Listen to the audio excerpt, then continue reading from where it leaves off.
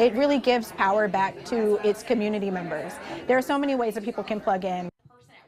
Residents in Dutchtown gathering earlier today as they work to better their community and improve safety in their South City neighborhood. Residents to walk away with tangible ideas of progress. The meeting Saturday comes as the neighborhood looks to address crime and safety issues, looking at data from SLMPD. First Alert 4's Jeffrey Bullard shows us their mission to create a safer Dutchtown.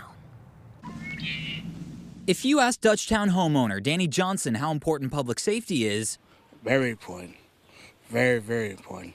It's a no-brainer. Recent data from SLMPD shows crime in the Dutchtown neighborhood is up slightly so far this year by 7% compared to 2025. The increases in auto and felony thefts, which is one reason community leaders met Saturday to address safety issues in their neighborhood head-on. The safety question is a personal question for me because I personally, when I first moved in here, the first years, I was a victim of crime. That experience led John Chen, the director of the Neighborhood Innovation Center, or NIC, to host the event Safer Dutchtown Summit. It's where police, judges, and attorneys speak about different solutions and ways to work together with the community. The challenge what you see is people think safety, public safety is the police job. They think it's a city's job. It's somebody else's job.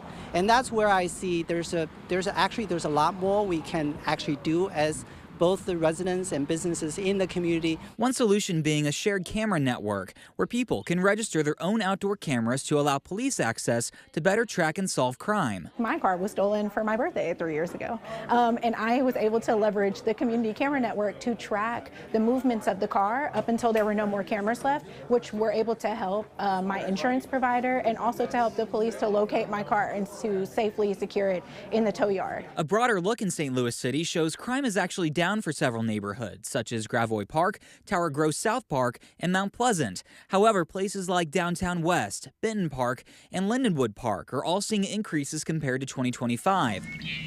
As for Chin, he says public safety is not something one person, agency, or organization can solve alone in one community, but can improve when more people work together. We actually can do wonders. Something Johnson says is important and I feel good.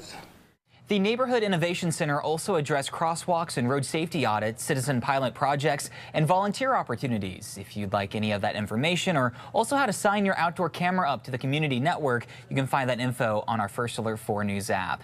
In the newsroom, Jeffrey Bullard, First Alert 4.